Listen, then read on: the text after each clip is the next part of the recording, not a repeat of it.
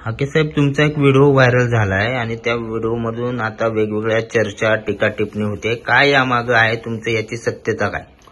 तो video viral झालाय, त्यामध्ये व्हिडिओ फोन करणाऱ्याचा आणि दोन्हीकडचे नंबर आहेत. त्यामध्ये त्या नंबरवर जर त्यांनी कसं अशा पद्धतीचं काही इरेग्युलर कोणी वागलं असेल, पैसे दिले असतील, घेतले असतील आणि कायदा भंग केला असेल तर आम्हाला उचलून तुम्ही जेलमध्ये टाका.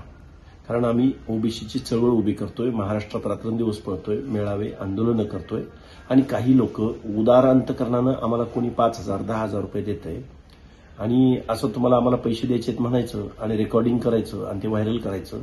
हा फक्त बदनामी आणि हे आंदोलन थांबवण्याचा हे कटकार असताना याच्या पलीकडे मी या व्हिडिओला जास्त किंमत देत नाही.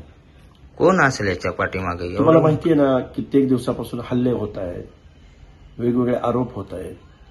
माझ्या ओबीसी बांधवांना माझी हात जोडून विनंती आहे की ओबीसीचा आवाज उठवला, ओबीसीच्या आरक्षणाच्या बाजूने बोललो म्हणून हा जर बदनामीचं किंवा षड्यंत्र असेल तर याला लक्ष्मण हाके घाबरणारा नाही, थांबणारा नाही. ओबीसीची चळवळ मोठ्या नेटानं या महाराष्ट्रामध्ये उभी राहील.